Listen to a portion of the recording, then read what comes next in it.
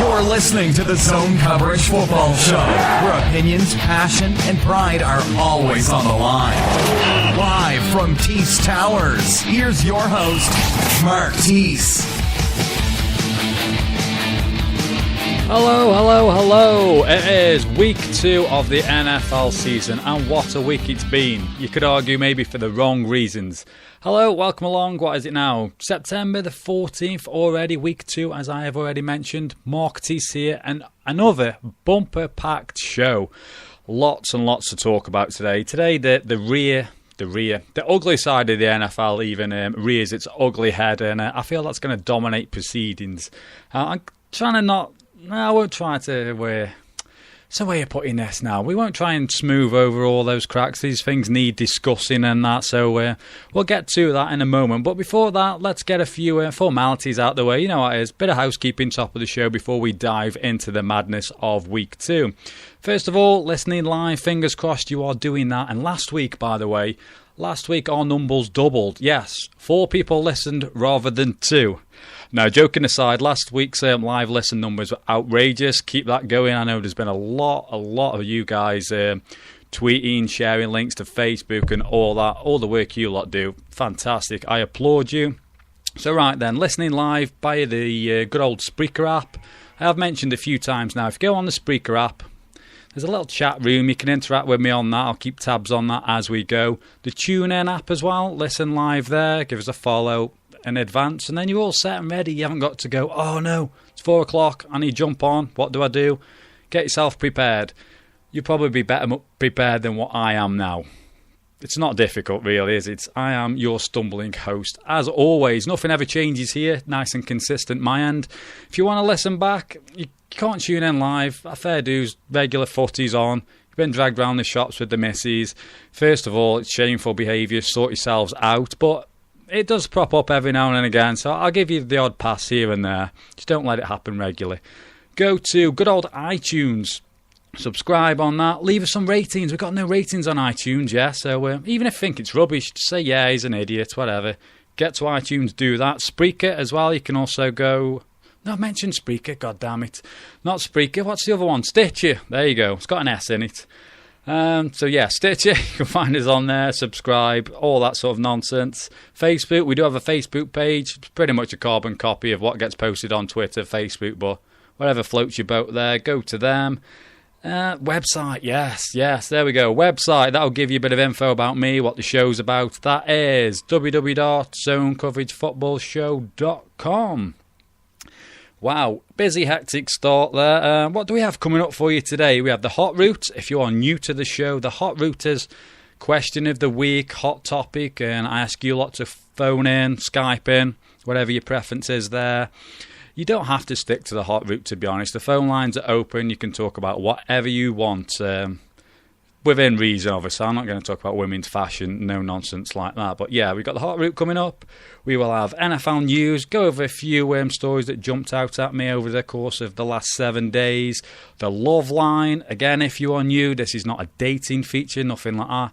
We are giving some of the big guys on the D-line and O-line a lot of love because they protect our heroes and these quarterbacks and Ponty wide receivers and corners that get the big fat contracts. So we give the big guys a bit of love. Also, Fantasy 5 at 5. It took me forever to come up with the concept of this. Fantasy football, 5 minutes at 5. Yeah, believe it or not, it took me a while. So, Martin Forrester, he'll be ringing in at 5. I had to really think about them. That's a worry.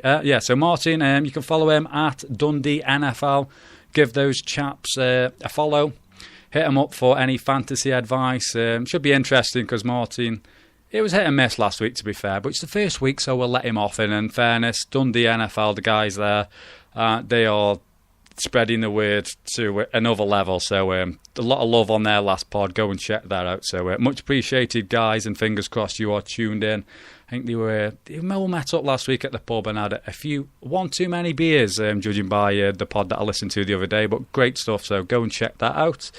What else do we have? We've got the news. Going to round up week 1, look at week 2 fixtures, tell you who's on TV, what channel, and so on and so on. And a few mentions, if we have time, towards the end of the show. So right then, let's get into this. You know where we are now? Twitter. Get to Twitter. That is Zone Coverage FS. I'm going to be... I'll check my phone every now and again, so get on there, interact with me. Just tweet whatever you want.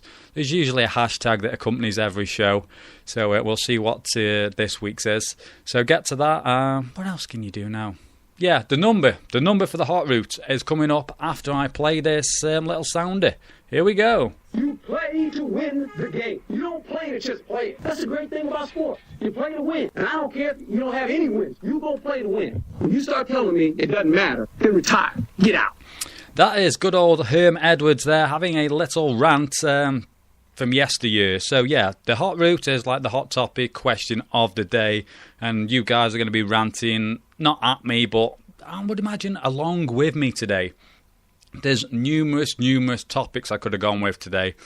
I'm going to set two, basically. The first one being due to the Ray Rice incident, the heat and everything, and the fallout from there. It's pretty hard to ignore the fact that Roger Goodell is now on the hot seat, so to say. So one of the questions of the day is, should Roger Goodell step down in the poor handling of the Ray Rice affair?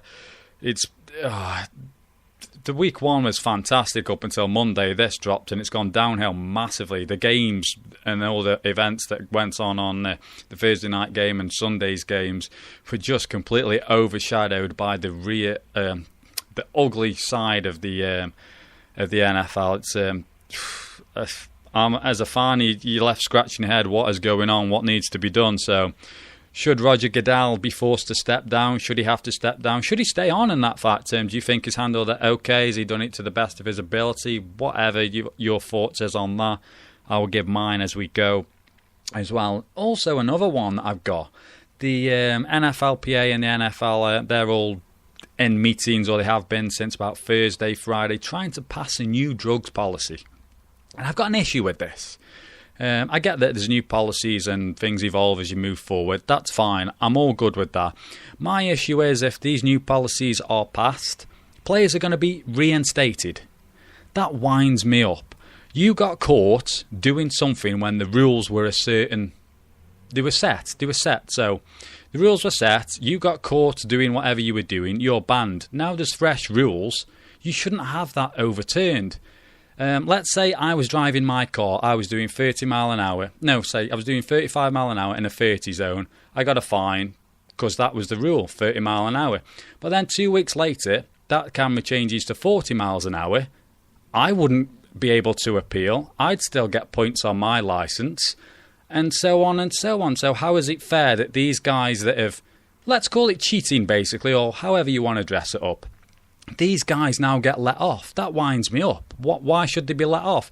Those were the rules at the time. Now they're different. If you get caught now, adhere to what was now. But what was set then was set then. You can't now go, oh, by the way, you can play again. It's not fair. You got caught. That's the way it is. It's just crazy. It's the same for like the celebrations. Before you could celebrate in the end zone, do whatever you wanted, didn't matter. Now it costs you yards and fine. Are you going to go back and watch tape over all the people when the rules were set then and go back fining then? No, you're not. So why are you letting people off now for drugs? It's crazy. So that is my little rant on that. Should these guys be reinstated for the drugs policy if it's going to change? I believe that's going to pass Monday, Tuesday from what I've been reading. Nothing set in concrete at the moment. And also Roger Goodell. What's the crack there? Should he go? Should he stay? Your thoughts. The numbers then. 0161 818 4593. That is 0161 818 4593. Failing that, you can hit me up on Skype. That is T-Smister, T-E-E-C-E Mister, T-Smister, T-E-E-C-E Mister. And while we're on the subject of Skype, you lot that tuned in last week or have listened back, good old Biff Sweeney, Biffaroo Jet called in last week. Had a bit of trouble trying to ring in via a video call. It was one of those live show history moments sort of thing. You had to be there to see, witness. Yeah, you know what I mean. One of them, you have to be there for it. And he tried to video call me. So when you are calling in, make sure it's an audio call, not video call. And Biff got a little bit frustrated. I could see him. he couldn't see me. I think he did drop an F-bomb. That's now reached legendary status on Twitter. There's been some great banter by that. And Biff felt really bad and he's apologised. And it's told him it's all good fun. It happened. It wasn't done on purpose. So, yeah. So get in on that. So 0161 818 4593. Should Roger Goodell go, step down, whatever, stay on? And your thoughts on this drug policy? Should these people be reinstated, have the bans chopped in half, whatever? So that is that set. And before I go into the NFL news, I've seen my phone flash a couple of times. So I'm just going to check in on Twitter now. That is Zone Coverage FS. And see what the reaction's been so far. We are, 10 minutes into the show. Just double check on what's going on here. What do we have? Firmware update. Fantastic stuff. Yeah, a few tweets here from UK First Down. Shout out to those guys as well. Spreading the love about the show. And Will Davies as well. He's an absolute legend, so that's fantastic. And the kicker's good. The kicker's good. They mentioned about ringing in about next 10, 15 minutes. So that is great stuff there. So keep these tweets coming and interacting as we go through the show. So Zone Coverage FS. Numbers again. You'll get sick of hearing it. Should know these numbers by now. We're 7 episodes in. 0161 818 4593. And the Skype is good old Tees Mister. Tees, yeah, TEE. CE Mister. Boom. There we go. Right then, let's hop into the NFL news and catch up with the madness that has been this past week. So here we go. NFL news. Right then, going way back to last Sunday. Yeah, first round pick, Jadeveon Clowney. He is now out for 4 to 6 weeks with a torn meniscus. That happened in Sunday's game. I read that report on Monday. I've not checked on that since, so not great news there for Jadeveon Clowney. And also the Ray Rice incident sort of surfaced on, when was it, late Monday? There's a video released by TMZ showing the actual footage inside the elevator. If you've not seen that, and you want to go check it out, I approach that with caution. It's graphic to say the least. It's shocking, to be honest, absolutely shocking. And yeah, there's been sort of a massive fallout from there where the NFL have said, well, we didn't see the footage. And then there's been a voicemail saying that, yeah, they received the package, and it's just craziness. And now the FBI are launching an investigation into what's gone on there. The fallout continues, and it's embarrassing, and it's wrong, and the system's clearly flawed. Something needs to be done about that. So, yeah, Ray Rice was... got released by the Ravens eventually after all this happened. He's been suspended indefinitely. So, yeah, that sort of goes on, really. It's a shocking video, shocking incident. Should have been dealt with correctly the first time round. They could have saved themselves all this mither had it been dealt with appropriately.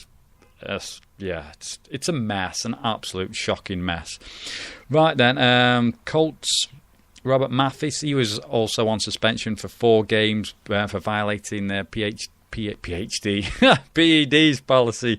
He was working out on his own in Atlanta, getting ready to come back. Torn his Achilles and an own private workout, so that's bad news for Colts fans there. Also, another big loss for the Eagles faithful, Evans Mathis.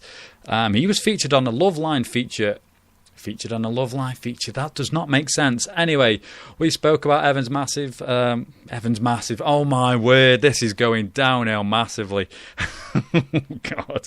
Anyway, he was on the Loveline feature, I think on the debut one of that, so go check that out. He is, gosh, where am I now? He's got a sprained MCL. He's going to be out for 4 to 6 weeks, I'll say. Earl Thomas, he's been taking off punt returns. You saw that in the Thursday night game. It was a really bad idea anyway, why having one of your best players returning punts. I forget now. The Seahawks have scrapped that idea. I did write down who's taking over. Brian Walters, there we go. Rescued. Rams, Chris Long, he's out for 8 weeks following surgery on his ankle. He's on the IR designated to return list. Chargers have all placed centre Nick Hardwick on a season-ending IR list. got a neck injury there. So Rich Ornberger takes over. Chargers face Seahawks today, and what I believe could be an interesting game. Seahawks look phenomenal. Different animal outside of their home field there. So that could be upset, maybe. Could that be upset of the day? Anyone taking that? So that is that game today. What else have we got here? LaMichael James released by the 49ers. The 49ers have got a few injuries in the running back department. LaMichael James sort of thrown his toys out the pram. Why not say there? Gore's getting up there in age. Continues to defy Father Time in my eyes. Rookie come in last week. Bloody name escapes me at the moment. Christ. Carlos Hyde. That's the one, isn't it? He had a decent game last week. What are you doing, LaMichael? Just sit around. I believe he passed through waivers. No one claimed him, so he's a free agent. Crazy decision in my eyes. Just broke today. NFL media insider Ian Rappaport reports that Robert Quinn, the Rams at the end, has signed a new 6-year deal, $65.6 million contract, keeping him at the Rams through 2019. He is believed to be guaranteed $41.2 million. Nice work, Mr. Quinn, who I've already called as Defensive Player of the Year. And after last week's showing by the Rams defence, I might have to do some backtracking by the end of the season. So Quinn had 2 years left on his rookie contract. But yeah, he's a phenomenal athlete, been fantastic. So didn't get as much as J.J. Watt, who was a $100 million deal the other week. I thought Quinn would be up there, to be honest. Did the Rams get him cheaper than expected? Any Rams fans around? Is that a good deal for you? Bad deal? 01618184593. Hit me up on that. And Twitter as well. Zone Coverage FS. Quiet on Twitter today. Right then, what else do we have? Yeah, the bad news and reports and stories and fallout that happened. When was this now? Early hours Saturday morning, late Friday night. Vikings running back Adrian Peterson was arrested. There was what did they call him? Like a warrant out for his arrest due to child abuse allegations. And this has been a crazy story. Apparently AP is then, he went to his local police department. He was released on bail, something like 35 minutes later, $15,000 bond, or like bail, I believe it was. It's due to him disciplining his child with a switch. And a switch is like a tree branch or a stick, from what I'm led to believe. Then there's some... Again, nasty pictures on the internet and police reports there. So, again, not for the faint-hearted. And it's, more headlines that the NFL didn't want, and any form of child abuse should be, it's got to be frowned upon in any way, shape or form. It's absolutely disgraceful. Obviously, this story and events are still unfolding, so I'm not going to say too much on this, to be honest. It's still ongoing, and the Vikings have. He's not being dressed for today. It's been deactivated, is the word I'm looking for there. So yeah, again, tough week for not for the NFL really, for the victims and this Ray Rice's partner and Adrian Peterson's child there. Thoughts are with those, because those are the victims here. Oh, we'll just jump to the phones here now. Hello. Ray Rice. Hello. Hello. Happy Football Day. Hi. Thank you. Happy Football Day back to you. Thank you very much. Well, I was going to come in and make a few predictions for today and possibly tomorrow night as well. But the first one, I was going to try and lead it off with a bang. You kind of stole it during the show. I was going and still am going to predict that the Chargers will beat the Seahawks. Brave man. I like that. It's there for the taking, isn't it? It could be. A lot of things need to roll right for the Chargers. I think they need both Brandon Flowers and Melvin Ingram to play. I think they're both questionable. I haven't seen an update on that. However, they need their full team out there, and they need the offense to step up. Yeah. For the whole game, unlike it did against the Cardinals. Yeah, I watched the Cardinal games, and they could have won that, to be honest, couldn't they? Late on, they had opportunities. Yes, well, me and a couple of friends have an ongoing joke that Phil Rivers can't quite come through in the clutch, and I think he got a bad rap for last week. The botch snap, honestly, that can happen to any quarterback at any time. Yeah, and to be fair, he dealt with that quite well. Is that the one that hit him in the face and he still caught it? No, the one that actually ended up as a fumble, and I think it took them out of field goal range. Oh, yes. You're thinking of, very late on in the game, yeah. I'm thinking of the one that I think he sort of hit him in the face. He was unexpecting it. And then I think he completed a pass as well off that one. Well, credit to him then. Yeah, talking of the Chargers, going back to that game, how slow does Antonio Gates look, yet he still gets the job done? When he can catch the ball, I think he dropped 2 or 3 passes that day. But he's still an incredible player, and the thing that he's done, to my mind, is adjusted to his new role. Yeah, that's a great way of putting it. Yeah, it's very true. Yeah, and he still finds a way to get open. You've never really considered him a burner. He's never going to completely beat any defense deep. No, although he was deployed as a deep threat under North Turner, but he just finds a way to make plays. That's very true. So what do you see as sort of keys to victories for the Chargers then? You mentioned the corners have got to step up. They've lost a centre as well, haven't they, the Chargers? What's his name now? Nick Hardwick. Yeah, yes. Nick Hardwick's down, so bit of pressure there. Yeah, the 2 big keys for me is they got to keep Russell Wilson in the pocket. Yeah. Russell Wilson, for me, I don't think I've seen him make the wrong decision about when to scramble out of the pocket and try and scramble for the first down. I'm sort of casting my mind back now. I've seen him in pre-season and he's looked sensational. He looked solid once again against the Packers, that opening game last Thursday. But yeah, he very rarely makes the wrong decision, yeah. Of course, now I've said that, he'll try and scramble out and be sacked 3 or 4 times today. Yeah, you're going to catch a lot of heat for that if that prediction goes a little wrong, yeah. Also, and the other one, the other key is trying to get the run game going. Yeah, because the Chargers, the majority of the time last season, and the way they kind of revitalised the offense was to get a strong running game going behind Ryan Matthews. It's tough to do that against the Seahawks. You saw it with Eddie Lacy last week. If they can do that and keep Phil Rivers in 2nd and 4, 2nd and 3 situations, I think the Seahawks are there for the taking. Yeah, I should have looked at the Seahawks record on the road, something I failed to do, but I did see a stat that relates back to last season with the running game, and I thought going into the opening against the Packers, I think they were averaging something like 100 odd yards a game. It's like 101, something stupid. And I thought that Eddie Lacy would be able to take advantage of that, but they did play well against the run, in fairness. Yes, you'd be hard pushed to bet against them being or not being the best defense again. Yeah. There are going to be the trendy picks out there, the Broncos having added a few different pieces and things like that, but they do just look a step ahead. It's only 1 week, of course. Yeah, it's sort of that knee-jerk reaction. The Packers are going to be awful. Chargers, you might as well give them the title back now. The Seahawks, give them the title back now. Yeah, it's been. Do you have any other sort of shocks then on the cards? Can you see this week? Any upsets? Any other shocks? Because last week was full of them. I did not see the Bills winning in Chicago at all. I'm not sure anybody did. No. Even the most optimistic of Bills fans. But then again, I don't rate EJ Manuel at all at the moment. I think he's still got a long way to go. I'm with you on that one, yes. Yeah, a lot to prove. As far as shocks go, if I'm correct in thinking that you're a Jets fan, is that right? Yeah, long suffering, yeah. I've got a friend who thinks that the Jets will beat the Packers.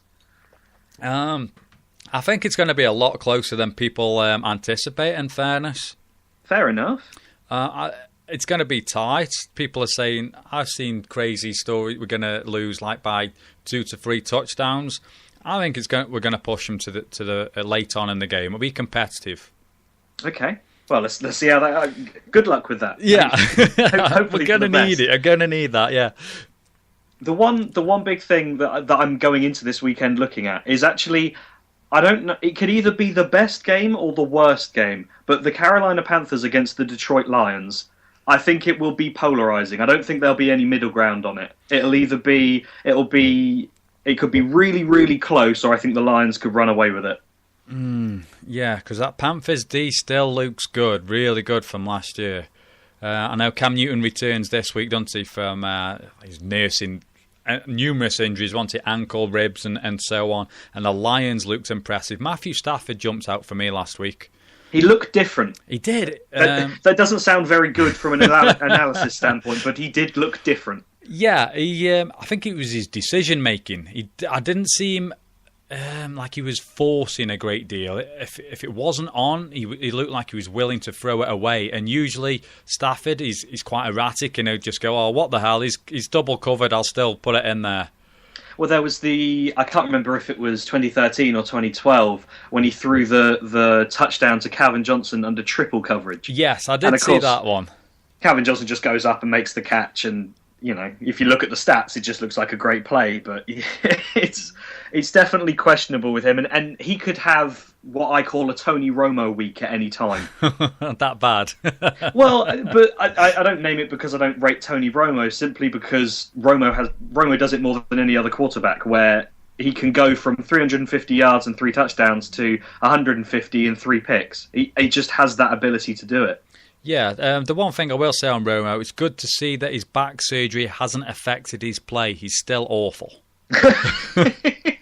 Cue hate from Cowboys fans. I'm messing around, I'm just joking. I was wondering where you were going to go with that. I thought, did you watch last week? Or? Yeah, no, I've had that one sort of bubbling away for a while. It's like the perfect moment to share that little bit of one. So feel free to steal that and just run with that in the pub if you know a Cowboys fan to annoy Thank you very much. I'll take it. And I only have one more thing to say, if that's okay. Yeah, that's fine, yeah. And it's that there's various reports out there at the moment that both Brandon Marshall and Alshon Jeffrey might not play tonight. Yeah, I saw that before we jumped on the show, yeah. And if that's the case, I can't see the Niners losing this game.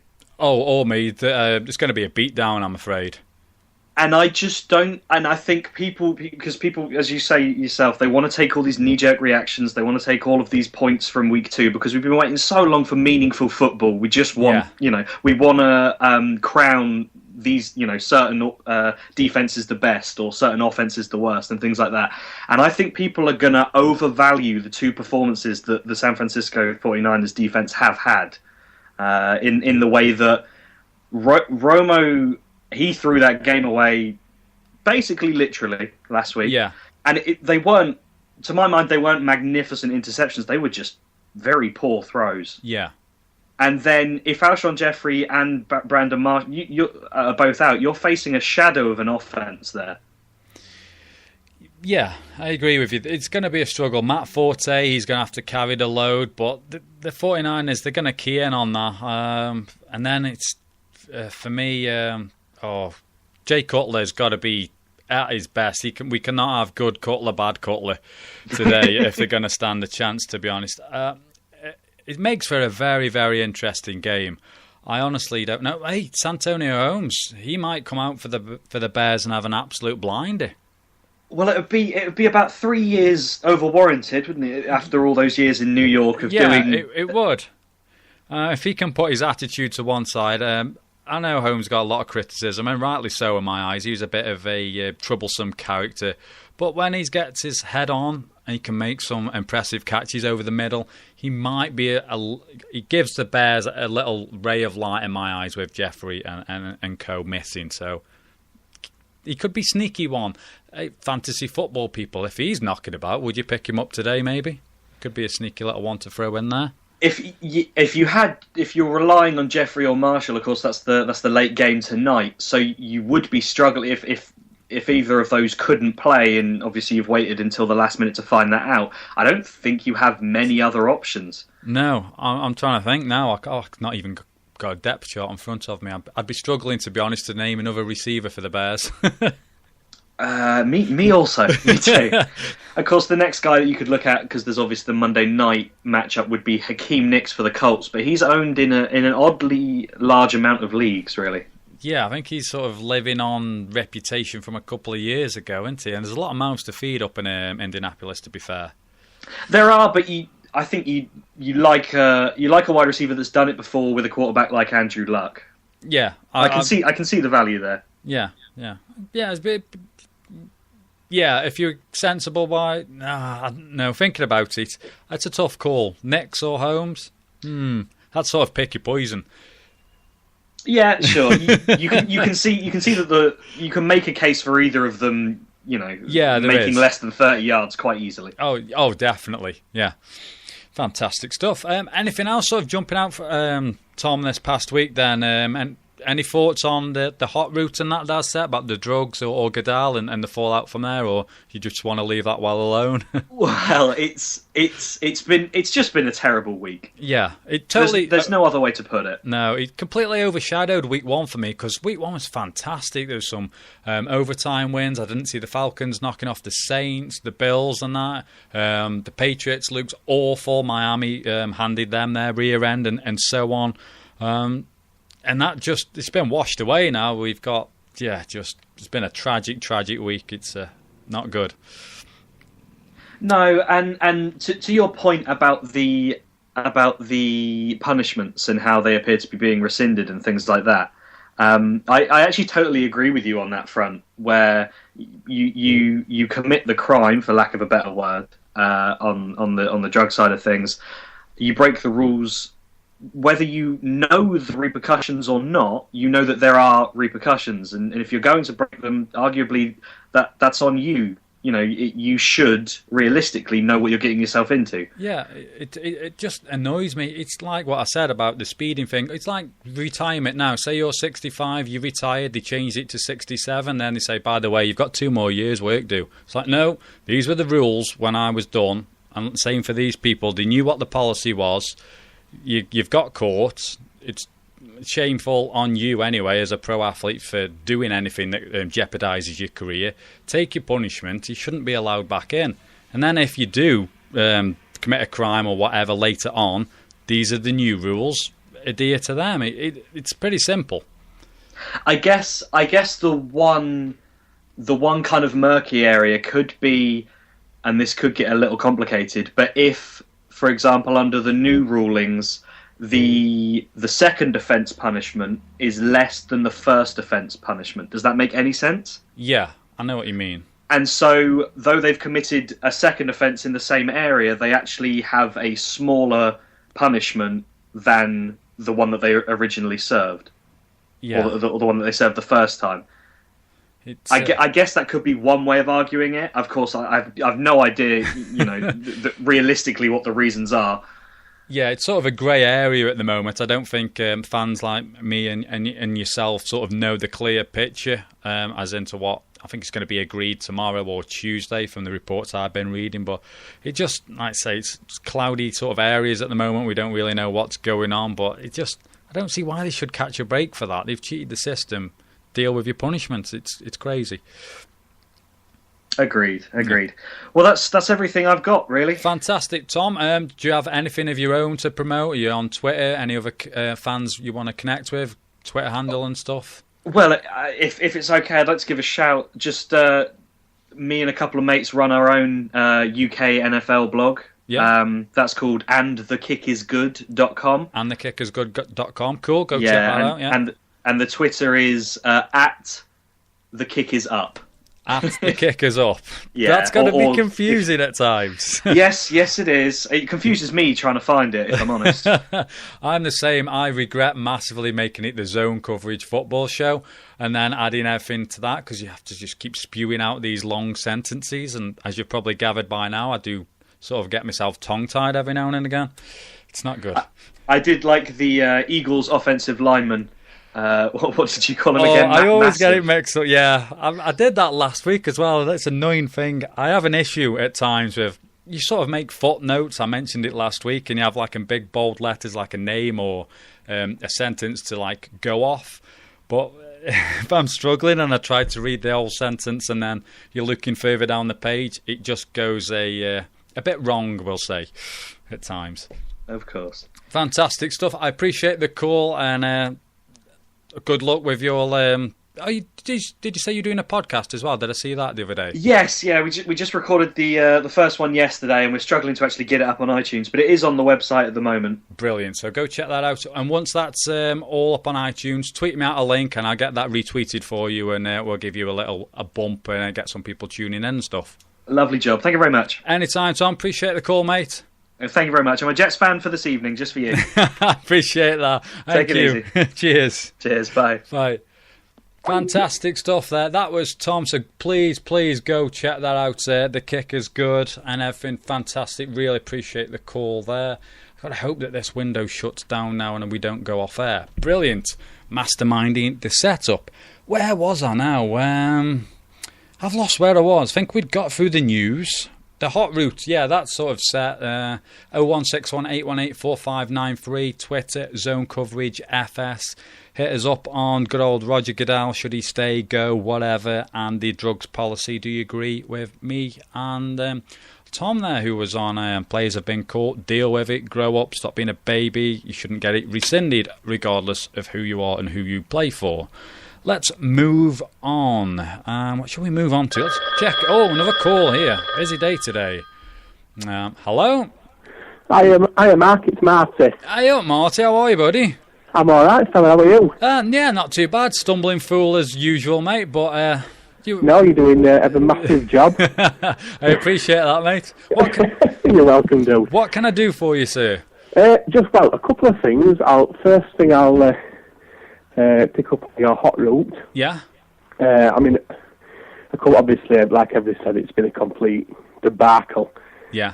And Goodell's truly on the hot seat. Yes, definitely. However, I think I was listening to Todd Macklin on Talk Sport the other day, and I think the general feeling stateside is that there's going to be some sacrificial lamb in the NFL office due to this.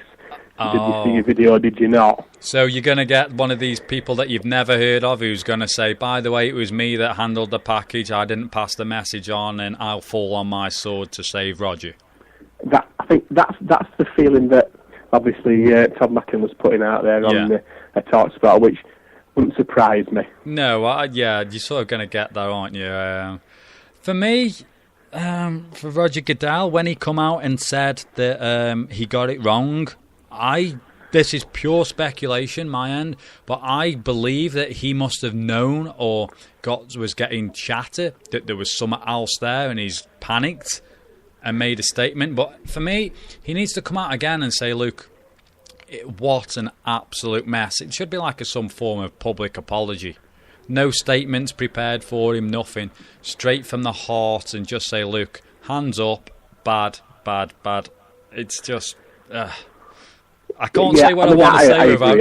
I think you get this with NFL, NHL, FIFA. It's all scripted. There's guys telling them what to say. Like you said, it was a reaction. They knew something else was coming. Yeah, and it's just an half-hearted, apology, isn't it? Yeah, from what I can gather as well, he's got pretty much the backing of the majority, if not all, the owners as well. I've seen a few speculative reports that suggest that a nameless owner's not too happy, and then there's another nameless owner that is happy. You know how the media sorts of like to put a spin on things and go wild. Yeah, that'll be my niche, putting that out there. yeah. These nameless owners and players. Oh, yes. But yeah, I think Goodell'll stay. In fairness, it must be. He must have broke a few mirrors with Ray McDonald now and Ray Rice thing and Adrian Peterson. Everything's come at once, to be fair, but that's where he gets paid whatever, 40 million a year, I think. Is that what it is? Something like that. So he needs to donate a large chunk of that change to both charities, in my eyes, at a minimum. If he sent a couple of million, I'm not saying he'd be forgiven, but it'd look a lot better if, like, domestic violence and the child protection agencies or whatever got a check for a couple of $1 million each out of his own pocket. That might make things a little bit better. I'm not suggesting it totally solves or covers up everything, because what's gone on is massively wrong on all levels. But it'd be a nice gesture. Yeah, at the end of the day, it's putting money where it should be, isn't it? And, yeah. like you say, it might be. Some people always say it's too little, too late, but yeah, at least it's a gesture, isn't it? Yeah, that's very true. Yeah. Anything else then today, Sue? Well, yeah, one thing I just wanted to just to ask to pause on and see what reaction comes off it. Obviously, we're both long-suffering Jets fans, and especially the Jets organisation gets a bashing constantly. Yeah. However, I think I've found a team that's just more inept than the Jets. Wow. Now, I wanted to give you just a few stats. The 3 rookie quarterbacks last year. Yeah. E.J. Manuel, 11 touchdowns, 9 interceptions, 3 fumbles. Our own Geno Smith, 12 touchdowns, 21 interceptions, 4 fumbles. And then Mike Glennon, 19 touchdowns, 9 interceptions, 3 fumbles. Only E.J. and Geno starting. What the hell is Tampa thinking? Fans cry out for us, to find that quarterback, whatever round. They've put Glennon in. He's played superb in a pretty shitty team, and then they bench him and pay, I think, $6 million a year for Josh McCown, who looked absolute trash in first game. Yeah, and that was a pretty poor team, you said, wasn't it, Marty? Yeah, it was. Yeah, absolutely. 2 weeks running, oh my You got me back, haven't you? Yeah, that is a good question. We've not heard of Bucks fans, in fairness, but yeah, it'd be nice. Yeah, it'd be nice to hear what they think. 'Cause I think if it were Jets, we'd be. Oh, they'd be screaming from the rafters. Yeah, we'd be talking him down off ledges as you do most Sundays anyway. Yeah, but McGlennon. What did you say, McGlennon or McGloin? I forgot now. Glennon. Yeah, Glennon. Yeah, I get them pair confused. Oh dear. Yeah. I was going to say, because McCown, he looked awful, didn't he, last week? Yeah, he did look. He looked like a rookie. Yeah, it was like the worst interception ever as well. Did you see that? He's sort of fumbling around everywhere. Yeah, absolutely. It's like, what are you doing? It's bizarre, but I mean, I'd be pretty gutted if I were a Tampa fan, especially when you've got. I mean, Glennon's got a rocket arm. You've got Vincent Jackson, who's a genuine deep threat, and then you're sticking somebody who can't hold on to the ball in, who's 35 against our old Glennon is probably 22, 23. When you're benching him, it seems bizarre to me. Yeah, that gives me food for thought, to be fair. I think you might have next week's hot route if no one follows this up. What sort of under-the-radar rookies are being held back, and for what sort of reasons? Yeah, because it's an head-scratcher, that one. I mean, most things you can think some reason, but... he played. I think he played 13 games last year, 10 or 13. I can't remember which way around, but double your touchdowns, interceptions for a rookie. It's I had a quick nose at some, Andrew Luck and some of these guys, and apart from your top elite ones, most rookies are pretty neck and neck for interceptions and touchdowns in year one. Yeah. So bizarre, but just glad it's not a Jets bizarre for one. That's a fair point. Well, I suppose maybe the thinking might be this. Let's say you bring the veteran in and you let him take the reins, so to say, and let's say 4 to 6 weeks in, it's not going so well, and then it's sort of a similar situation to what we've got, and then say the veteran sort of fails, struggles, whatever, you ditch him and then bring him in. And then make him sort of a hero that way. If he wins a couple of games, a confidence boost, rather than starting him and he's miserable, and then you have to bench him for the veteran. I know it's a sort of balancing act. It's a thin blade to be balancing on. You sound like you're on the Goodell's media staff. You trying to put that spin on. I'm just trying to see it from both sort of angle possible, because we've got the reverse of that. We've got like the veteran in the backfield, but it's again. I'm not there every day. You don't see what goes on the everyday training and stuff around the locker room. So I don't. It'll be interesting to, like you say. I mean, you could be right. They might want to give him a bit more time to develop, but it'll be interesting because I think if McCown carries on playing like he did week one, they're certainly going to be calling for Glennon sooner rather than later. Most definitely, yeah. I think as well, talking about quarterbacks that have been struggling after last year, also Nick Foles looked pretty shoddy in week one as well. Yeah, I mean, I've not seen any game, but yeah, I mean, but Jacksonville, I think they kind of caught them all off guard in the first half. We did, yeah. I was exchanging text messages with Tom from Huddle, the Jags fan. He was saying, he was in Cloud Cuckoo land at one point, and then as the game went on, his text sort of got deeper and darker. Yeah, exactly. So yeah, I mean, Foles, yeah, he's obviously not started off, but who knows? Yeah, they've lost Jackson, haven't they? Yes. So, and I don't think McCoy had his greatest game. So no. And obviously, I think Philadelphia's offensive line's not fantastic clever. No, they've lost my mate, who I can't say his name. I'm not even going to attempt again because with 7 episodes in, I'll make a fool of myself more and more every week that passes by. So yeah, the Eagles' line is struggling. But yeah, that'd be a great shout for under the radar, either rookies or players that are second-year players that look good and then seem to disappear. Yeah, it'd be nice to hear some of the names. Well, I've got you on as well, Marty. You've spawned a new hashtag already. We have these every week. Where are we now? Just let me scroll down. Ron, the brother-in-law, Ron, he says, great show, by the way. Pity about the foul-mouthed people ringing in. Shame on Marty. He's giving me a bit of stick, mate. And Will Davis never ever misses a trick. Fantastic guy. Hashtag accidental S-bomb. So, yeah, that sounds good. Oh, yeah. If you did hear that, we apologise this end. Emotions get the better of us at times, I believe. I don't know. I had to follow up Biff. So. Yeah, well, Biff did drop the ultimate F-bomb last week. To be fair, I don't know how I've contained myself as well, so it will happen sooner rather than later. But yeah, I'll try and I think that's why maybe I stumble and fluster, because it's sort of like on the tip of my tongue. Yeah. And then I realise, no, don't let it go. Right then, Marty. Yeah. Anything else I can do for, sir? No. I'll leave you to it. I'm sure hopefully your phone will be ringing with somebody else. Yeah, Twitter's quite busy, so I shall catch up with that in a moment. And happy days. Brilliant. Hopefully we'll be celebrating a win tonight. Fingers crossed, mate. Fingers crossed. I think it'll be close, like you said. Yeah. We're certainly capable of winning. Now, whether we can quite get off that line, we'll have to wait and see. Yeah. Let's just hope it's not one of those where next week I'm reading out the stats of an embarrassing beatdown. Yeah. Okay then, buddy. Okay, mate. Enjoy the rest of your day, and I'll catch you later. Cheers, Mark. Cheers, see you Marty. later. Bye, mate. Take Bye. care. Bye. And that was Marty there. Good old Toon Time. I think find him on Twitter at Toon Time. If you did have children listening there, then there's a little expletive.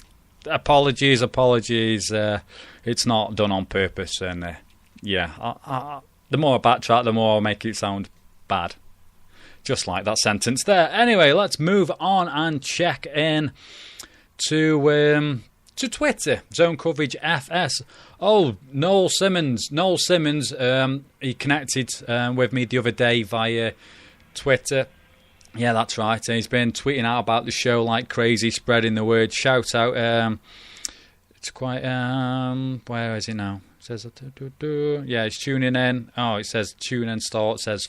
Yeah, we did change. It said it was starting at 4:30 on TuneIn. TuneIn app have not updated that. And we were going 4:30 till 5:15. I will try and address that with TuneIn. It still says we go at 4:30. It's 4 p.m. until 5:30 p.m. For some bizarre reason, due to popular demand, you guys seem to like relating to this idiot here. So yeah, I also got a tweet here from John McDonald at JohnMac530. Loving the show, going to be part of my new Sunday ritual. Keep up the good work. From a Vikings fan. Hallelujah. A few weeks ago, I've been calling for more and more diversity fans and that getting in touch. Vikings fans on the ball. We got Lions fans as well. Brilliant stuff. Keep those tweets coming in. John, welcome, sir. Appreciate the tweets. Great stuff. Right then, let's double check where I am on my programme notes. We are approaching, it's 10 to 5 now. If you are new to the show, we have a little fantasy segment coming up, Fantasy 5 at 5. Like I said, beginning the show, took me forever to get that resonating in the brain. Is that right? Oh, another call. Busy show. Hello? Alright, mate. Oh, I Blue Lion Man here. Hi, if I'm on in the background on an app, can you just knock it off? Because I get a weird echo. How about that? That's fantastic. Who's this? It's Noel Simmons or Blue Lion Man. Oh, no, I was just talking about you, buddy. How are you? I just heard you mention my name, so I thought I'd better call. I was just singing your praises, sir, and whilst I get the opportunity, I can thank you in person for all that you've been tweeting out and posting around on the various sites. I'm blessed and honoured, so I thank you very much. It wasn't a lot of work. I just said, I listened to your number 6 show. It's the only one I've done yet. Enjoyed it. So I thought I'd just spread the word in the NFL groups I'm in. And I run a few fantasy football leagues and I posted a few things in there. And a few of the guys said that they're going to tune in and I better call in or else. So I thought I better do that. So sort of peer pressured into a phone call then? Yeah, I mean, I don't know what subjects you want to get on and address or not. But I just had something to say about the IS games, really. Yeah. And I don't know if I'm in a minority here, but I'm dead fearful if they try and push a franchise that it's going to end in tears in the UK. Personally, I don't think we're ready for one, and I don't think it will work. You're yeah, sorry. I'm really fearful if the NFL try and rush it, because, I mean, I used to have a season ticket when we had the Monarchs. I enjoyed that. NFL Europe, it wasn't the same. It was a different time of year. Yeah. But even they took those away. I mean, I thought the Claymores franchise was more successful than our one, and they even took that away before NFL Europe got wound up. And I just feel that people of my age... Oh, we seem to have lost your call there and fell off. If you can give me a ring back, Noel. I don't know what happened there. I'm not sure it was my end, I don't feel now. I always say that, I'm not sure if it was my end. Noel, if you're tuning in, if you've pressed go on the app again, give us a quick bell back, mate, and we'll pick up where you left off there. So that was thoughts on a UK franchise, something that I feel we will definitely discuss in the next couple of weeks, because we've got the first London game week 4, if memory serves me correct, that Raiders-Dolphins. So in a few weeks we'll address that. So mental note, if you go into that game, ring in for that show in a couple of weeks' time. Noel, if you can, mate, give us a bell back and we'll carry on that discussion, because my train of thought is similar to you, if I'm honest. I sort of feel as if we did get a franchise and let's say it went a little wrong and the NFL took it away, they never forgive us, and I have these dark, gloomy thoughts where they never forgive us and all sort of American products and everything's banned from the shelves. Not that the NFL Europe shop stock a great deal of products. That was another show it may be a miss where they're robbing us £80-odd for a personalised jersey, but we won't set me off on that one just now. It's not good. Right then, where was I? Just before Noel rang, I forgot what I was doing. Checked in on Twitter, got a couple more tweets. Yeah, Toon Time and Rocket Ron, they seem to be going at it now regarding Ned's course language. It should be Noel back. Hello. Hey, it's me again. Sorry, yeah. I had to turn the thing back up to find out if I was still on. I'm not. I wouldn't worry. I've had so many mishaps in the early stages of the show where it sort of adds to the camaraderie and banter that's going on. As you probably know, I don't take myself overly serious and just try to have a fun, friendly platform for everyone. It's cool.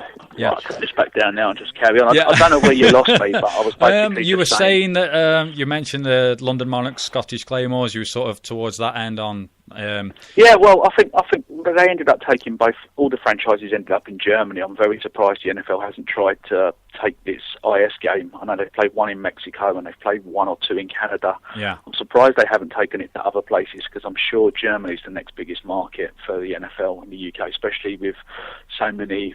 I mean, with the US soldiers that were posted there for so long. Yeah. There's been a lot of integration, and they really do like it out there. And I think that's why when NFL Europe wound up, most of the teams were in Germany. Yeah, I do see quite a lot of German Lions, German Pats and stuff like that. There is a massive, massive following over in Germany. That's quite relevant that I've seen.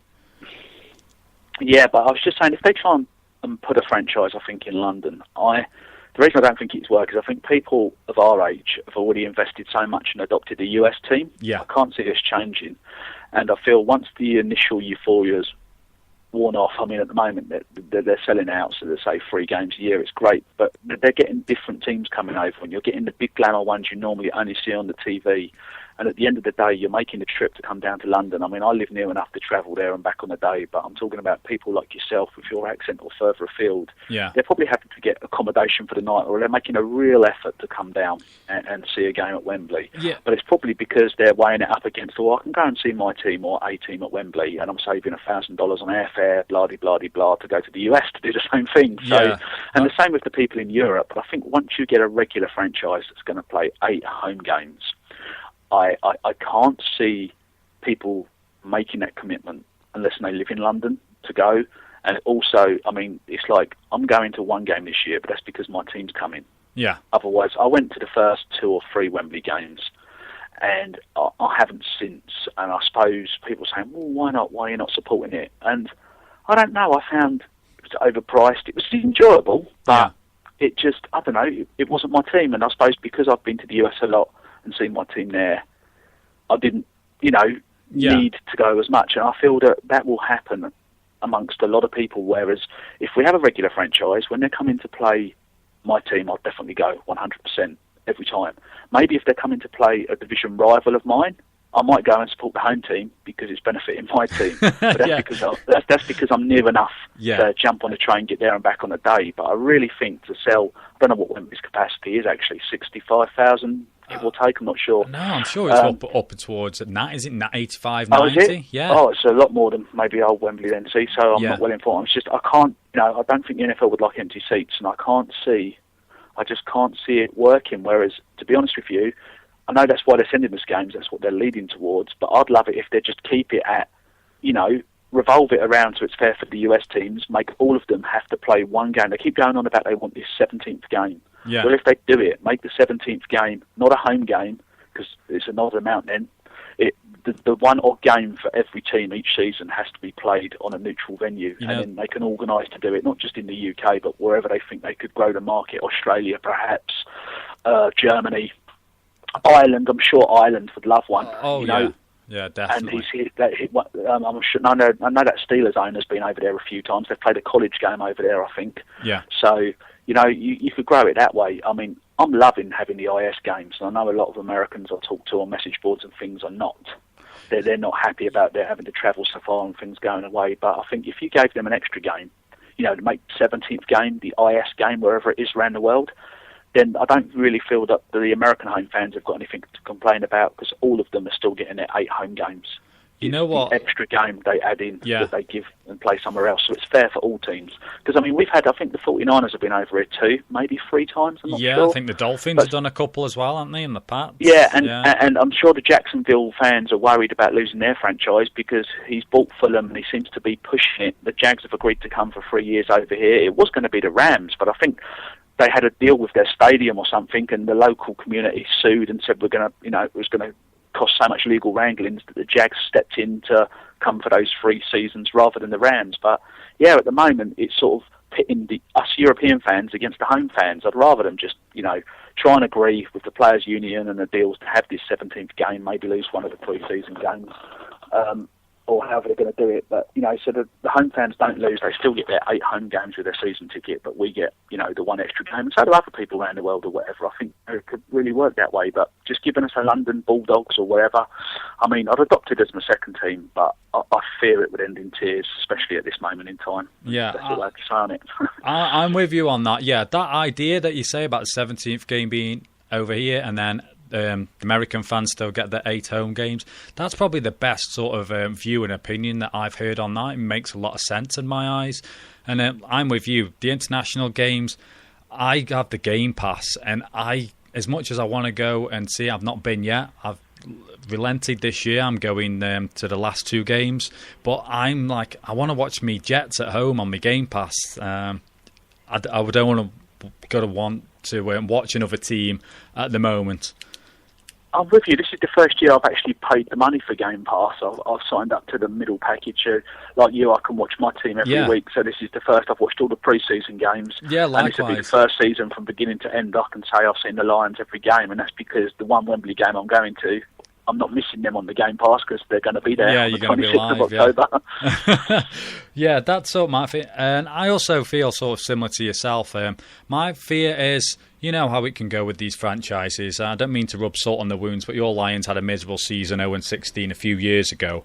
Imagine if the franchise over here started in a similar sort of vein of form. How fickle would the fans be? Let's say 90,000 turned into 40,000. And could that roll on for a while before, let's say, the NFL pulled the plug? And then the pulling of the plug scares me as well. Would they sort of say, right, you're done with the NFL as a whole? Would we get the coverage and that we get? Could it affect Sky deals and Eurosport, Channel 4 deals as well? Who knows? I still don't know. Was it a cost issue why they pulled the plug on NFL Europe? I mean, when they started taking all the franchises and putting them in Germany, I didn't really see where that was going because, I mean, I went to the games, as I said, and yes, the crowds got less after its heyday, but I know a lot of TV in the States, a lot of Americans liked watching it because it was almost like the step between college and the pros for players, you know, on the practice squads, getting game time. I mean, some of the players that you used to see in the NFL that did really well started off in NFL Europe. You saw them first over here before they were really known about. And I think the Americans liked it because it was a different time of year. It was some football to watch in the off-season. Yeah. You know, it didn't clash with the college season. It didn't clash with the NFL pro season. So they could almost get football all year round. And we got something, and unfortunately, I never did away games. I wish I had. You know, it would have been great for a weekend in Barcelona or Amsterdam. Yeah. I wish it was still there. You know, but I don't know what the reason was behind them pulling it. Did they not get enough viewership, or was it a cost issue because the recession hit? Because it must have been expensive to send them all over here, play at hotels. I would imagine it's got something to do with, like you say, what you said, dollar-wise. Now I know there's bigger TV deals and stuff, and they make an extortionate amount of money. Is it like $1 billion business? So maybe if it got set up again, and there's been this extension of the practice teams already, just like you say, grow and develop these players. Surely they can only benefit from it. And I thought I heard you changing the subject, mentioning about merchandise earlier, and I must admit I used to think our football shirts are expensive. But even their screen printed ones, some of my older screen printed ones, you know, the ones that are just like sort of printed on, it doesn't matter what you do, after so many washes, the numbers start to look shabby. Oh yeah, it's crumbling and all sorts. I hate it. I've never treated myself to a stitched one, but I think they're about $300 plus, less than you can. I mean, if you're buying an official one from an official source, I mean, I hear people talking on the internet saying, shouldn't encourage this really, but they're buying ones off of eBay that are like knockoffs from China, and they're saying they're good, but whether they are or not, I don't know, but they're a hell of a lot cheaper. Yeah. But I'd love to treat myself to a decent one, but when you're talking about that kind of bread, it's like you're almost too scared to wear it. You don't want to spill beer on it. You don't want to get tackled in it. This is it, and it's one of those. I don't wish this upon anyone, but a season-ending injury, and that player then is cut, and you've got, like you say, a few £100 worth invested in his shirt that you've avoided curry stains and beer stains on, just wasting in your wardrobe. I've got a wardrobe full of actually ex-Lions players that were in pretty good condition, just screen printed ones though that are no longer with the team. I've got a quarterback, Harrington. Well, Porsche retired. It's my oldest shirt, but oh dear, Charles Rogers, remember him? Dear, oh dear, yes. You can easily get caught in by the new draft picks. I stopped doing that. Oh dear. And then you can regret not having one. I mean, I just wanted to give a shout out to, I don't know if you've ever been to it or anybody has listening to this, but the old official Super Bowl party, the NFL UK run in London. They've been doing it for about 10 years now. It's fantastic, and I went last year, and I met Matthew Stafford there. Oh, nice! Just briefly queued up. Unfortunately, that's where I do regret not being able to get in this country quick enough. I wanted to buy his shirt, get his signature on it. Unfortunately, I've got his scribble on the picture and a screen printed non-Stafford shirt. It just has my name on the back. Blue Lion Man. Yeah, at least you got to meet the man yourself. So that there's a sort of a blessing there. Well, I don't want to take up all the time. We'll let some other callers get in and turn this back up, listen to your show now. But I'm glad I found it, and I will be tuning in every week for the rest of the season. Yeah, and like I said at the top of the call, Noel, all the spreading of the word and everything that you're doing, mate, it's Very, very much appreciated. Don't be a stranger. Feel free, give us a bar whenever, and on Twitter and that, and we'll keep up the banter and chatting going. It's been a pleasure to catch up. Another with you. time I think I'll phone in because I'm a huge fantasy football fan and talk about that. Oh, cool. Well, you'll be interested in the segment next, so that'll be coming up, I would imagine, as soon as I end this chat with yourself. So I really appreciate the call, Noel, and like I say, everything that you've been doing, it's very, very good of you, mate. Thank you. Thanks a lot. Cheers. Cheers, Noel. Take care, mate. Bye. Fantastic stuff. Right. I've got another call here. Wow, we are busy. We have a call here. Hello. Hello, Mark. My name's Sean Connors. I'm a friend of Noel's, and it was he who introduced us to your show this week. So hi. we thought we'd jump in as he's just finished his call. Fantastic. I was. You caught me on the hop there. I was expecting another call, and number popped up. I'm like, oh dear, what's going on? Well, I'm sorry. I won't take up too much of your time. It's just to say there's a lot of fans out there in the UK, and we massively appreciate the effort to put something like this on, and particularly as it's before the games. I can't thank you enough for doing it. It's going to be fantastic listening to this before the games go live every week. Wow, high praise indeed. It was just an idea born of frustration, one that I feel that you could probably echo, really. All the call-in shows are, late, 2, 3 in the morning, and you know how it is, ringing an overseas number that shows up on your phone bill can, let's say, lead to some heated discussions. Well, Should the other half get the phone bill? Also, I thought what was interesting is Noel himself has organised a live 16-player draft this year, which meant people from all over the UK came together to pick their fantasy teams. And I have to be honest, a show like yours coming to something like that next year, what a wonderful double bang that could be for your buck, isn't it? What a wonderful you're thing that planting could a be. seed there. Yeah, that's definitely something we can work on and look into. Yeah, I'd be up for that. What a way to highlight how those people perform over a year and see what they do and their thought processes in a very large draft that would made it really fascinating. Yeah. For us as fans, but equally as a show, it's a great thing to get some insight of all these people who are obviously great fanatics of the NFL and what it stands for. Yeah, that's a good idea. So, do you watch The League then? Have you seen that show? Yes, I do. Yeah, Yeah. I'm not a huge fan of that sort of thing. It's okay, but the humour's not as crisp as it would be if it was run by the UK. Yeah, well, someone needs to do a UK twist on that. That'd be a good idea. Maybe we could get the ball rolling. I think our league is just as funny. And if you saw Noel, actually, our commissioner Noel, drafting his team after round 2. That's a video worth showing, which I'm currently working on. Well worth a look. I was going to say, is if you can get that up on YouTube, I'll get that retweeted. Yes, we're working on a few things for the league, so we'll certainly get some bits out there and let you know what's going on. But I wanted to throw open a question, something that I've always found quite interesting. I'll just leave the question in there and see what other viewers and other people make of it. You often see the experts talking, particularly on Sky and various other sources, and say how important turnovers are to the team's chance of winning any game. And of course, logically, when you think about it, you think to yourself, yeah, that all makes sense. But really, isn't it really actually, if you're being honest, actually where the turnover occurs is more critical than anything else?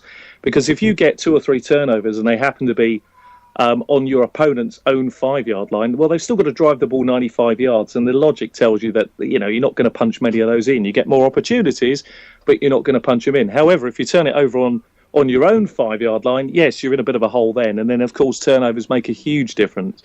And I just wondered what other people out there thought of this, because it's one of those statistics that isn't actually that easy to read. It means you'd have to have like a turnover / field position. Absolutely, yeah. And I think that's what's missing, because often when they use it, you look at it on paper and you think, yeah, that does make sense. But then when you look at some games and you start realising that the teams did win and they had 2 or 3 turnovers more than the opponent, there's a little bit more at play than you first think. And I do think there should be that extra piece as you've just highlighted in there. So I just wanted to throw that in there this week. And again, like Noel, I ain't going to take up too much of your time, because otherwise I'll talk for England.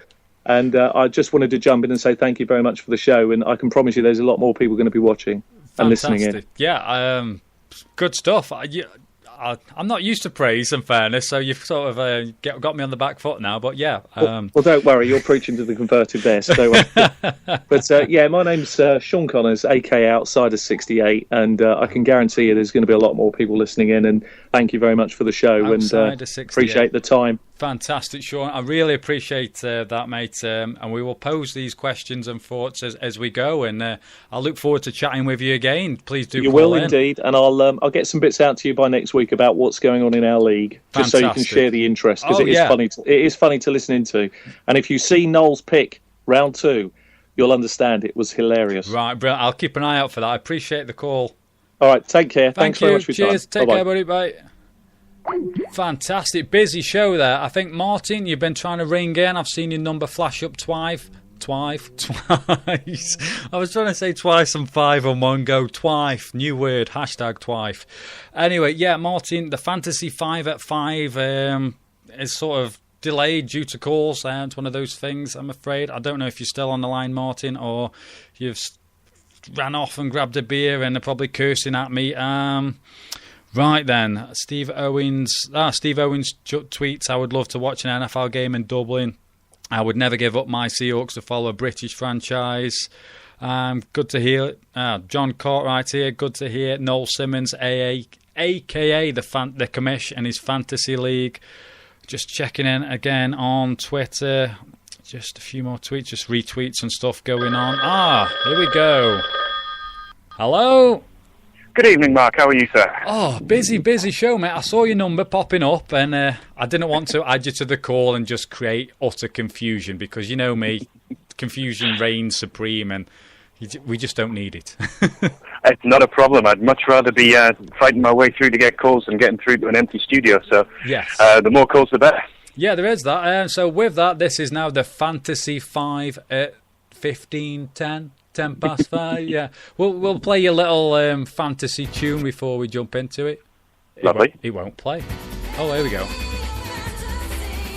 So right then, Martin, what do you have? Actually, before that, let's not be rude here. How have you been, sir, this past week?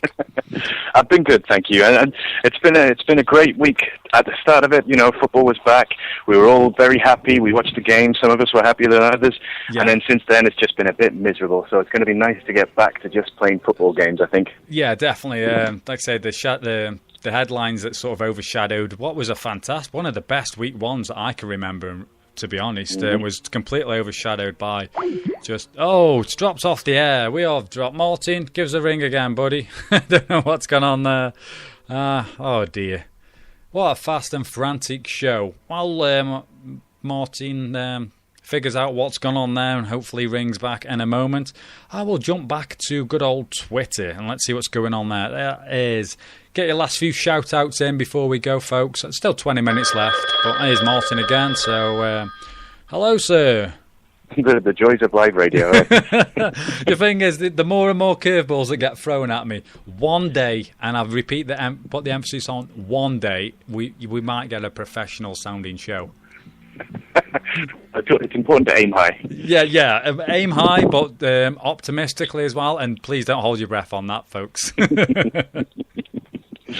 I forgot where we were. I think you were telling me about about the miserable week and that. But personally, you said you'd been well. I did catch your podcast as well last week.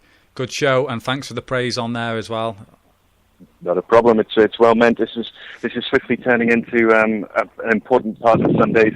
Get to listen to this show before the Sky coverage starts on a Sunday. It just gets you right in the mood for it. You can call in if you've got anything you want to say.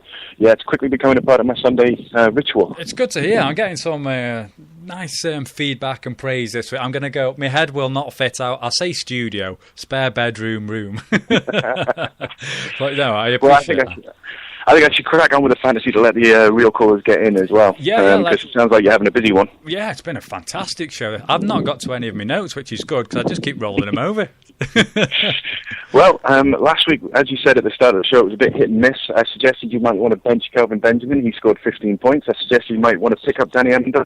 He scored 2.5. Oh dear. So that is the joy of fantasy football. But I'll quickly rattle through a few of the guys who have been called inactive and what that might mean. The Cardinals quarterback Carson Palmer is out. Is he? Yeah, he's definitely not playing. Shoulder injury, so it's Drew Stanton to start, that well-known backup. I am now panicking and trying to log on to my fantasy account because I've got him in one of my leagues. Yes, it's going to be a scramble to find a backup, but this also causes questions for Larry Fitzgerald, to Michael Floyd, And your Andre Ellington, who will start today, by the way. He was another one who was questionable. So you're going to need to have a look at that. A running back who won't play, D'Angelo Williams for the Carolina Panthers. He's not playing against the Lions. So anyone who might be looking for a replacement for Adrian Peterson, it could be that you have to slot Jonathan Stewart into that place. You may have picked him up later on in the draft. Yeah. Let's have a scroll through. Good news for the Lions. Greg Hardy's not going to play. This is, of course, another story that we don't want to dwell on when it comes to fantasy, but he's been deactivated by the Panthers, seeing as he's facing that jury trial for alleged domestic assault. Running back Toby Gerhardt's playing, and Kenbrell Tompkins, the wide receiver for the New England Patriots, is out. And that's the most up-to-date feedback we've got so far. So fantastic quite a lot stuff. of last minute. Oh, are you still there, Martin? I'm still here, mate. Oh, yeah, you just went suddenly quiet then, and I've got like this little dials in front of me, and it just dropped dramatically. I'm like, oh dear. Not again. Not again, Yep, yeah. so those are the inactives, and you know, if you're affected by those, as you say, scramble, find your phone, find your iPad, find your computer, and get your lineups changed. Jordan Cameron is also out, the tight end, so you might want to be looking for a replacement for him. Brilliant. So any sort of like start, sit sort of advice then, carrying on from last week? Well, I had a good conversation on Twitter with Tree1234567, and this is the kind of guy who drives you crazy in fantasy leagues because he's already looking for backups. This is the guy who's going to pick up someone you've never heard of, and then in 3 weeks' time, all of a sudden he's playing in a lineup and he's scoring 20 points. So the point I took away from that, well, 2 points I took away from the conversation is, first off, it's never too early to be looking at your bench and seeing whether you can improve it. If somebody goes down, if somebody's no longer playing, by all means drop a Kenny Britt for Justin Forsett or something like that.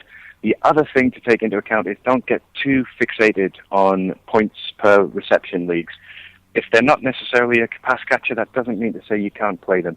If you've got someone like a Sean Green or an Alfred Morris who can't catch a cold, he's still going to put up the points. They're still going to put up the points with the carries and the workload that they've got. So just don't immediately discard them for a Danny Woodhead just because they don't catch much passes. Yeah, basically overthinking could sort of like damage you, basically. It could. I mean, don't get me wrong. Danny Woodhead could well score you a 15 or a 16 in PPR. I mean, last week I don't think he even got to 2. But a Sean Green, he's almost always going to get you 7 or 8. And every now and again, he's going to rumble over the line to get you a good 13, 14 points. So just bear it in mind. It's your decision in the end, but you've just got to wonder whether you just want the solidarity or the possibility of a 15 or 16-point game. Fantastic stuff. And finally, because I don't learn my lesson, I'm going to give you a couple of possible sneaky gems for your flex position.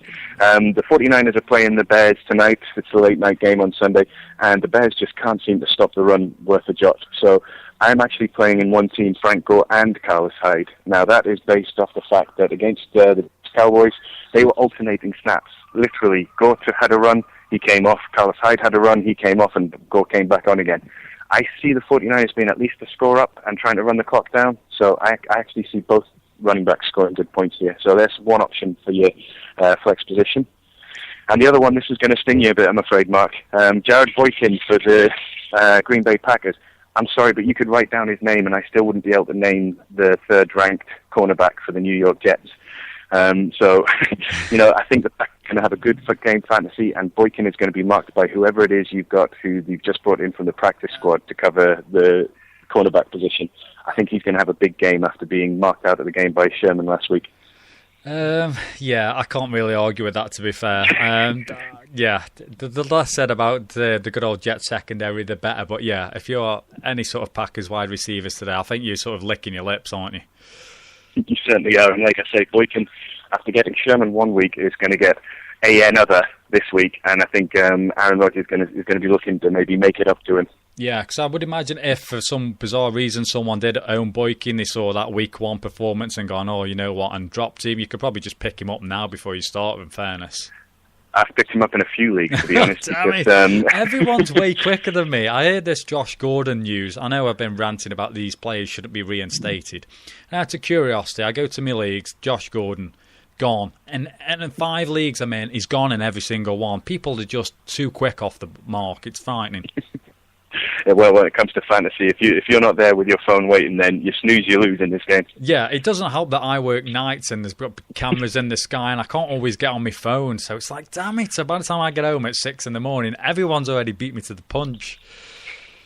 Oh, that's my yeah. Add to that I think I'm in, what did I say, 5 or 6 leagues. I think I won and won. It was a miserable opening weekend for myself. Well, despite my shoddy advice last week, I actually managed to win 5 out of my 6. So it's a good start, but that's the other thing. Don't get carried away with 1 week's worth of scores. Oh, that's good then. I will take some comfort in that. Well, I'm gonna get off the phone to allow some of the other listeners to come in. Just remember, if you want any questions raised on the show, get in touch with either Mark or ourselves at Dundee NFL. Give us a few questions to discuss on the show. Brilliant. Martin, as always, sir, I really, really appreciate everything you do, not only coming on the show and on this segment, but general spreading the word as well. It's fantastic, mate. Thank you. It's an absolute pleasure. Enjoy the rest of your evening, mate. Will do. You too, Martin. Take care, buddy. Fantastic. That was good old Fantasy 5 at 5. Well, Fantasy 5 at 5:10. We're not keeping score, are we? Last 10 minutes of the show. Right, where were we? I'm going to check in on Twitter rather than maybe have someone ring in and having to cut you off. We're going to leave the phone lines for the remainder of the show. There's a few bits I want to get to. Yeah, that's the word. See, I'm looking around the room. I've got papers scattered everywhere. You're wondering where the Amazon rainforest is? There's a good chance there's about 15% of it in here with just random scribbles on that I can't read and dashes of highlighter pen. It's bizarre. Very, very bizarre. Just jump on Twitter. Here we go. Right then, just checking in now. That is Zone Coverage FS. Loads and loads of calls today. Lots of praise as well. I'm not used to that sort of, but thank you very much. Where are we? Will Davis here says it was Sean that rung in. Sean, I think he said his Twitter handle was Outsider68, possibly. If that's wrong, forgive me, Sean. Yeah, well, he says where's it gone now? Loving the man's take on the turnovers. I'd love to see that correlation you'd get from that enhanced stat. Maybe we can push for that. This could be the show's thing. I can't remember the guy's name who got the goalpost extended, but could the Zone Coverage football show, with the help of you guys, actually it's Sean's idea, could we steal that and get turnovers field position wise as well? Tom Marshall, a Red Zone UK. Hi Mark, the key for me on turnovers is points scored and opposition defence gets worn down quickly. Another great point there. Josh Roberts has just followed me. Appreciate that. And the kick is good. Can we book our seat in the Zone Coverage Live Fantasy Draft League ahead of next year? So that idea is gathering a lot of steam. Steve Owens as well. He says he got to the O2 Super Bash. Great fun. That's Stevie Boy. Yeah, Stevie Boy 27, but the boy's BHOY. If you want to give any names that I mentioned, read out, sort of follow and interact with each other. I know there's a lot of that going on. I mentioned John Cartwright earlier. Ron and Marty, a bit of back and forth going on with the accidental S-bomb this week. A bit more toned down than the F-bomb. Simon Parkinson at Browns UK. Simon's just tweeted in 10 seconds ago. Fab fantasy advice from Martin. Also check out the Browns running backs, West and Crowell. Yeah, pronounced that right. So that was at Dundee NFL. Please send those fantasy questions you've got leading up to kickoff at 6 to Martin. Also search for their podcast as well. Great listen, good banter on there. Really highly recommended. I'm not just saying that because Martin comes on the show, but it is really, really good show. And if any of you guys happy to tweet out links to blogs, articles, podcasts, anything like that you've got, send it my way. More than happy to spread the word everyone's doing in the UK. It's great stuff. It's great to see, and everyone helps and supports everyone. It's great stuff. So right then, what are we? Now we're on 8 minutes to go in the show. I was going to do the love line. Let's get to the love line. One of my favourite features, solely because the music's just ridiculously and cheesy, and it means I can just have a little giggle and a mouthful of juice. So here comes today's love line. Welcome to the Zone Coverage Football Show Love Line.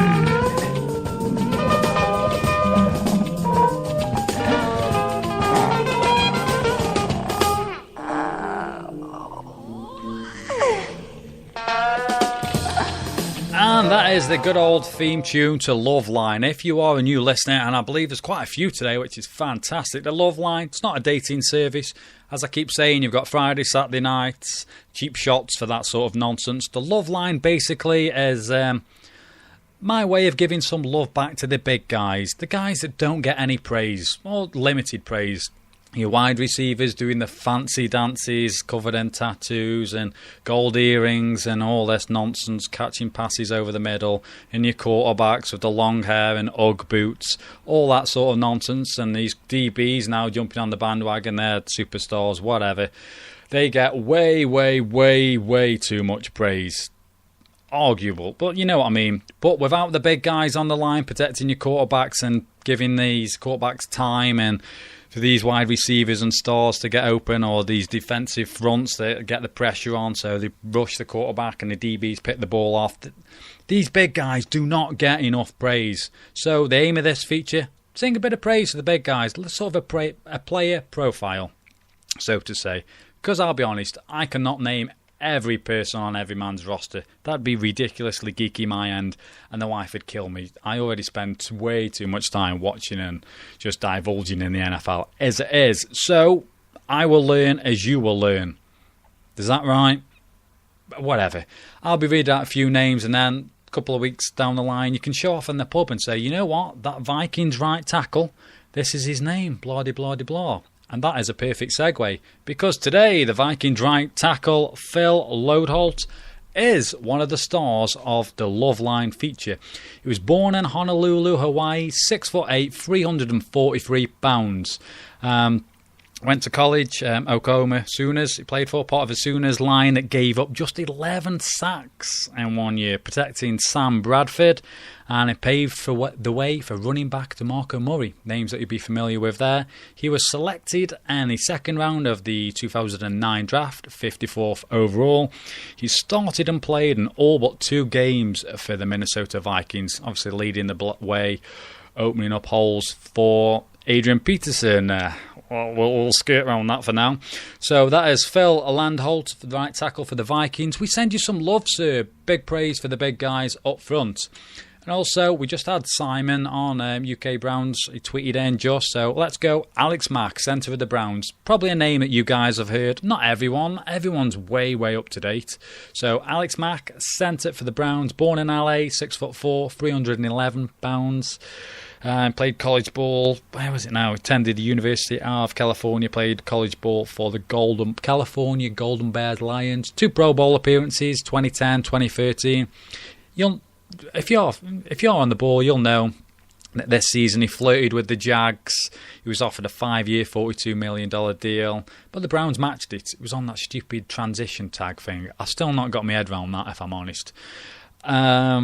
I found an interesting fact about Alex Mack, so another one for the pub, your pub banter, or wherever you go to socialise.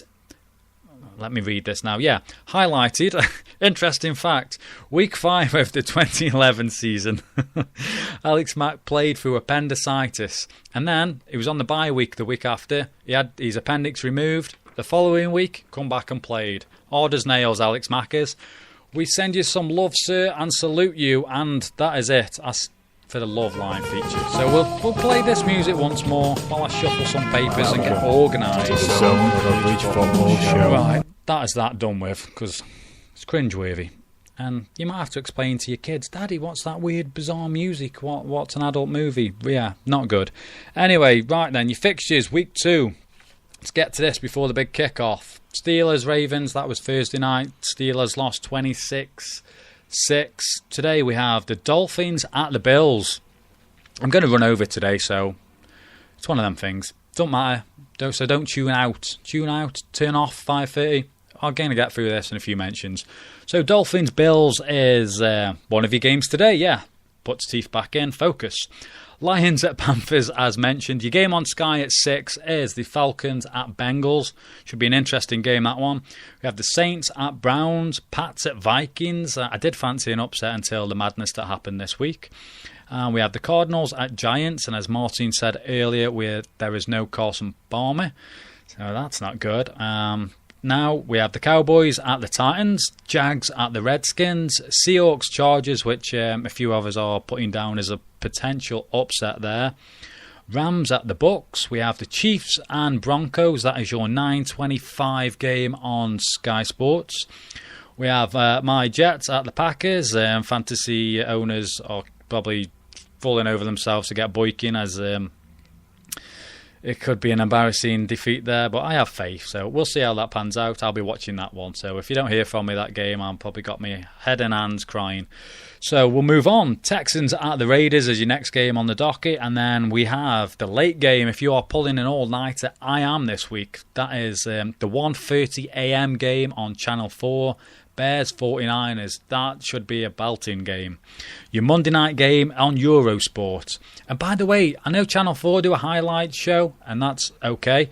But Eurosport do a highlight show. It's probably a little bit better, in my opinion. Anyway, so Eagles at Colts is on Eurosport. That's 1:30 a.m. Tuesday morning, late Monday night, depending on which way you look upon that. Right then, you all know the week 1 scores by now. We're a week down the line. I was going to refresh those, but we've got that out the way. I don't think there's any more sort of news and stuff that we got. Got the love line in. We got the fantasy stuff. A few mentions, and then I'll check in on Twitter before calling it a day. So, yeah, I mentioned him at the top of the show, Biff Sweeney from last week, with the calling in. We all know what's gone on by now. Adam Nichols. He's been in touch of late. Junaid Hussain, Jonathan Murphy, Spartacus Inc., Basher UK, David Taylor, The Equinox, Cameron, C4MRIN. Big shout out Will Davies, Brett Loveday, Tom Marshall, Irish Bolts, Noel Simmons, Matt Phillips, guys that called in as well. Sean, I mentioned Noel Simmons, yeah. Sean, who phoned in. Who else phoned in? Marty phoned in. Oh, I forget now, so many people phoned in. I've got so many names scribbled down. I can't even... My own handwriting is not legible. Legible? Where did I pull that from? Right then. A fantastic show today. I didn't get through the majority of my notes, which is always good. I prepped for a big show. The more people that phone in, and the better. The spreading of the word that you guys do has been phenomenal. I'm totally overwhelmed by the kind words that I've received today, and I don't know... how to express my gratitude really without tongue-tying myself. So all I will say is this: go to iTunes, leave ratings, feedback, be good or bad. If you've got ideas for the show, hit me up on Twitter, Zone Coverage FS. The email, if you want to send an email, 140 characters is not enough. That is zonecoveragefoootballshow@mail.com, zonecoveragefoootballshow@mail.com. Just go Stitcher, I mentioned Stitcher, iTunes, TuneIn. I'll get the TuneIn change from 4:30. It's 4 till 5:30 p.m. now. Where else can you find us? Stitcher, iTunes. Facebook page, we've got the website, zonecoveragefoootballshow.com. Twitter, you know the drill by now. I think I've got everything covered, I believe. Yeah, the numbers, if you want to take a mental note of the numbers for next week, 0161 818 4593. And just, yeah, go to any sort of forums that you're in, sort of drop a link to the page, the show, whatever it is that you do. Just keep coming at me with tweets and stuff. What I will say is I'm not a rude, ignorant pain in the rear end, contrary to what you might have heard about me. But yeah, during the week I do a night shift, so any sort of tweets after around about 6 p.m, 6:30 p.m. at night, just bear with me. It might take an hour, 2 hours to get a reply. I've got cameras in the sky and all that sort of nonsense. I don't need the sack, is what I'm trying to say. So if I don't reply there and then, I'm usually up round about lunchtime. So from like 1 p.m. during the week time, I'm available then if you want to talk pigskin. I'm here all day. I'm happy to do that then. So unless it's... I'll try and get back in touch with you during my lunch and stuff. But yeah, what I'm trying to say is I'm not being rude or ignorant. Just bear with me on that front. And with that, I believe that is a wrap. I can't think of anything else. Go and enjoy the football today. Whoever your team is, cheer them on. Have a great Sunday. And check in on Twitter with me. And thank you for everyone that called, spread the word, the kind words and everything. It's fantastic the way the show's going. It's more than exceeded my expectations and stuff. So numbers and stuff, they happen. That's not what I'm here for. It's to give fans like me, yourselves, and the opportunity to talk some pigskin on a Sunday, have a bit of fun, a bit of banter. If you're like a regular listener now, you know it's not overly serious. It's just a place to come and hang out, have some fun. Just regard me as a friend down the pub, having a beer, talking football with. That's the sort of feel and sort of vibe I want to give off on the show. So long may that continue. We keep getting the calls and stuff, so that's great stuff. With that, I've run over for the second week running. We might have to go to about 2-3 hours at this rate. We'll whisper that in case the wife's listening. So anyway, I am off to chill with the wife for a little while. I'll catch up. Everyone that's tweeted in, give me 10-15 minutes to up to an hour. I will answer every single person that got in touch over the last hour and a half. And with that, go and enjoy your Sunday. And remember, hustle, hit, and never quit. Thank you for tuning into today's show. Unable to listen live? We've got that covered. Simply search the Zone Coverage Football Show in either iTunes or Stitcher Radio. And don't forget to subscribe. All our shows and details on how to call into the show can be found on the website www.zonecoveragefootballshow.com.